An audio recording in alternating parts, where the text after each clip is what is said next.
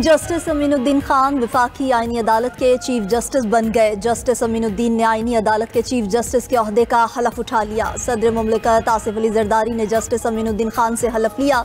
तकरीब हलफ बर्दारी में वज़ीर आज़म शहबाज शरीफ और वफाकी वज़रा की शिरकत। फील्ड मार्शल आसिम मुनीर, पाक फ़ज़ाइया और नेवी के सरबराहान भी शरीक हुए। Chief justice Pakistan justice Yahya Afridi, chairman senate की भी शिरकत। पहले मरहले में वफाकी आईनी अदालत के 3 जजेस ने भी हलफ उठा लिया। आईनी अदालत के सरबराह जस्टिस अमीनुद्दीन ने जजेस से हलफ लिया। जस्टिस हसन अजहर रिजवी, जस्टिस आमिर फारूक और जस्टिस अली बाकिर निशफी ने हलफ उठाया।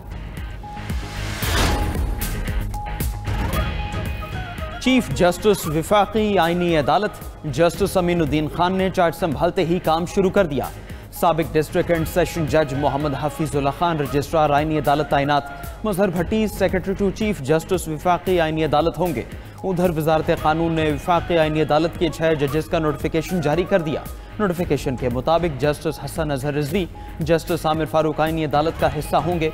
जस्टिस अली बाकिर नजफी, जस्टिस के आका भी आईनी अदालत में शामिल। जस्टिस रोजी खान और जस्टिस अरशद हुसैन शाह भी वफाकी आईनी अदालत में बैठेंगे। जस्टिस के आका कल बतौर जज वफाकी आईनी अदालत का। जस्टिस मंसूर अली शाह और जस्टिस अतर मिनुल्लाह के इस्तीफे मंजूर। सदर मुमलिकत आसिफ अली जरदारी ने सुप्रीम कोर्ट के दोनों जजेस के इस्तीफे मंजूर किए। दोनों जजेस गुज़श्ता रोज अपने ओहदों से मुस्ताफी हो गए थे। इस्तीफों की मंजूरी का नोटिफिकेशन भी जारी कर दिया गया।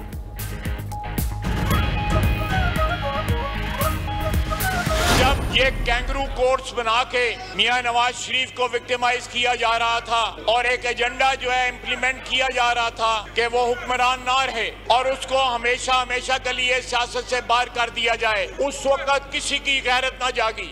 अब वो शायरी भी करते हैं। सियासत करने वाले जज अब शायरी कर रहे हैं। एक तरमीम पर 2 जजेस की गैरत जाग गई। जब सियासी इंतकाम लिया जा रहा था तब किसी की गैरत नहीं जागी। वज़ीर दिफा ख्वाजा आसिफ का कौमी असम्बली इजलास में इज़हार ख्याल, कहा कि नवाज शरीफ को साजिश के जरिए ओहदे से हटाया गया। उस साजिश को अमली जामा पहनाने में अदलिया का किरदार सामने है। अतहर मिनल्लाह मुशर्रफ के सूबाई वजीर रहे।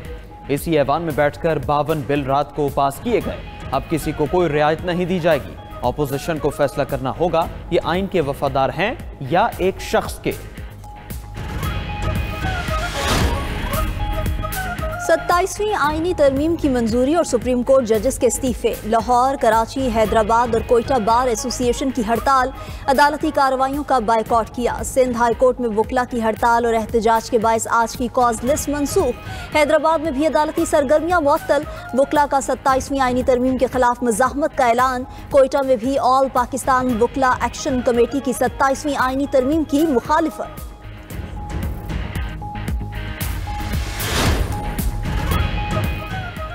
सुप्रीम कोर्ट ने रूल्स 2025 की मंजूरी दे दी। चीफ जस्टिस पाकिस्तान की ज़ेर-ए-सदारत फुल कोर्ट इजलास का एलामिया जारी। सुप्रीम कोर्ट रूल्स 2025 से सर्विस डिलीवरी बेहतर होगी। अपडेटेड रूल्स से सस्ता और फौरी इंसाफ मुमकिन होगा। फुल कोर्ट ने मोहम्मद मुनीर पुराचा को सीनियर एडवोकेट सुप्रीम कोर्ट का दर्जा दे दिया।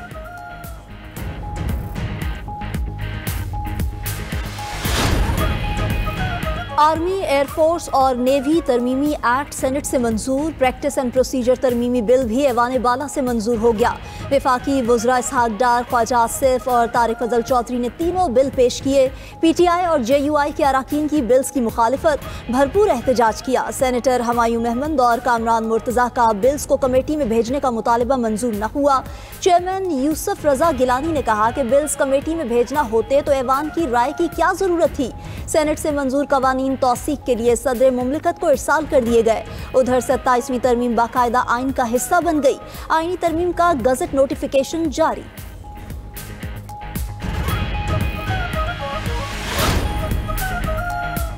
अपोजिशन इत्तेहाद का 27वीं आइनी तरमीम के खिलाफ अगले जुमे को यौम सियाह मनाने का ऐलान।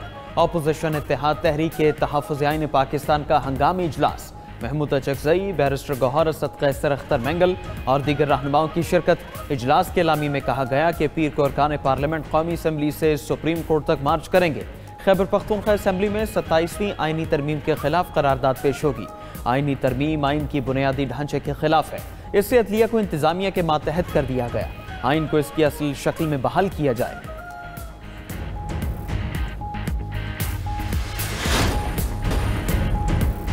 हुकूमती फंड्स पर किसी को भी ज़ाती तशहीर की इजाज़त नहीं। सियासी इख्तलाफात अपनी जगह, लेकिन अमन हमारा मुश्तरका हदफ है।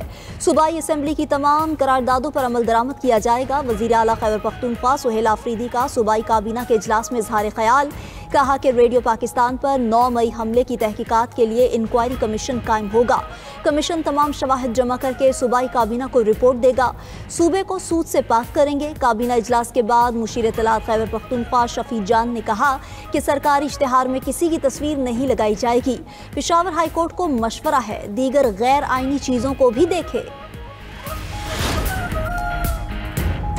पीपल्स पार्टी ने राजा फैसल राठौर को वज़ीर आज़म आज़ाद कश्मीर नामजद कर दिया। वज़ीर आज़म आज़ाद कश्मीर चौधरी अनवारुल हक के खिलाफ तहरीक अदम एतमाद भी जमा। आज़ाद कश्मीर कानून साज असम्बली के इजलास 17 नवंबर पीर को तलब। तहरीक अदम एतमाद पर 25 अरकान असम्बली के दस्तखत मौजूद। अपोजिशन इत्तेहाद को हुकूमत साजी के लिए 36 मेंबरान की हिमायत हासिल। रहनुमा पीपल्स पार्टी राजा परवेज अशरफ ने मीडिया से गुफ्तगू करते हुए कहा, हमारे नंबर्स पूरे हैं। आज़ाद कश्मीर में पीपल्स पार्टी हुकूमत बनाएगी। फैसल राठौर बेहतरीन अंदाज में हुकूमत चलाएंगे।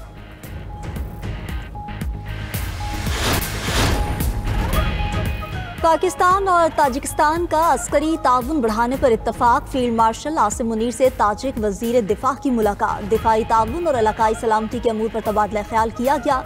इलाकाई सलामती के शोबों में ताउन बढ़ाने पर इत्तफाक किया गया। सदर आसिफ अली जरदारी से भी ताजिक वजीर दिफा की मुलाकात। सदर मुमलिकत ने कहा कि ताजिकिस्तान से मौशी और दिफाई ताल्लुकात मजबूत बनाना चाहते हैं। ताजिकिस्तान वस्ती एशिया का दरवाज़ा है और पाकिस्तान ताजिकिस्तान के लिए समंदर तक रसाई का रास्ता है।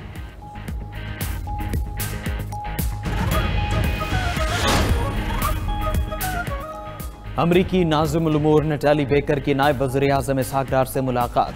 IT और अहम मादनियात के शोबों में 2 तरफ़ा ताउन बढ़ाने पर इत्तिफाक। मुआशी और सरमायाकारी के शोबों में ताउन बढ़ाने पर तबादला ख्याल हुआ। नायब वज़ीर आज़म का पाकिस्तान में अमरीकी कंपनीज की सरमायाकारी में बढ़ती दिलचस्पी का खैर मकदम। हरीपुर में गूगल क्रोम की असम्बली लाइन के क़याम के मनसूबे पर भी खुशी का इजहार किया।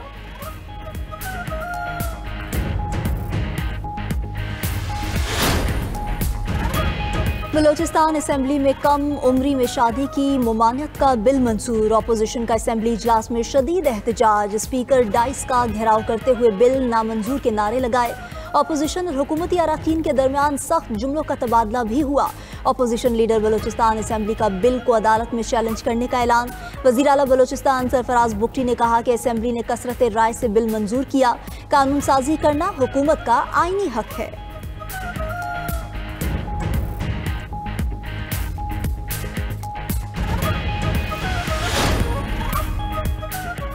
वज़ीर आला सिंध मुराद अली शाह से हंगरी के सफ़ीर की मुलाकात। Water treatment, solid waste management और दीगर शोबों में ताउन पर गुफ्तगू। सिंध और हंगरी के दरमियान सरमायाकारी के मौक़े बढ़ाने पर भी तबादला ख्याल किया गया। मुराद अली शाह की नेशनल गेम्स की मशल बरदार रैली में भी शिरकत। 35वीं नेशनल गेम्स का इनेकाद सिंध के लिए एजाज़ करार दिया।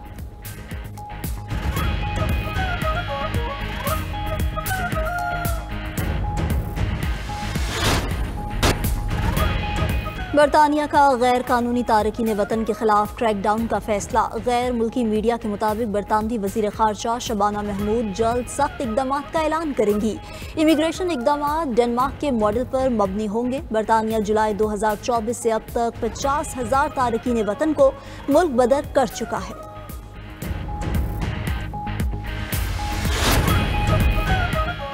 बिहार असम्बली इंतखाबात में मोदी सरकार कामयाब। बीजेपी के इंतखाबी इत्तेहाद ने 201 नशिस्तें जीत ली। कांग्रेस समेत अपोजिशन का महागठजोड़ खातिर खा कारकर्दगी न दिखा सका। बिहार असम्बली के इंतखाबात में टर्नआउट रिकॉर्ड 71% रहा।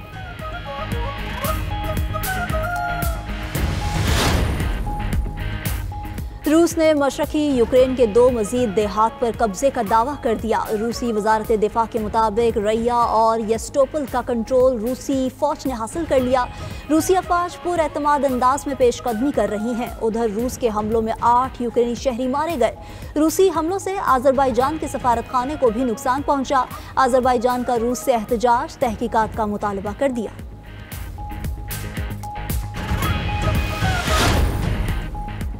चीन का जापानी वज़ीर आज़म के ताइवान से मुताल्लिक बयान पर सख्त रद्द-ए-अमल। चीनी वज़ारत दिफा का कहना है कि ताइवान में मुदाखलत की गई तो चीन का हमला जापान के वजूद के लिए ख़तरा पैदा कर देगा।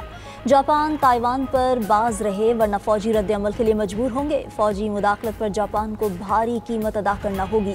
चीनी वज़ीर ख़ारजा ने जापान के हालिया फौजी और सिक्योरिटी इक़दामात पर तशवीश का इजहार भी किया।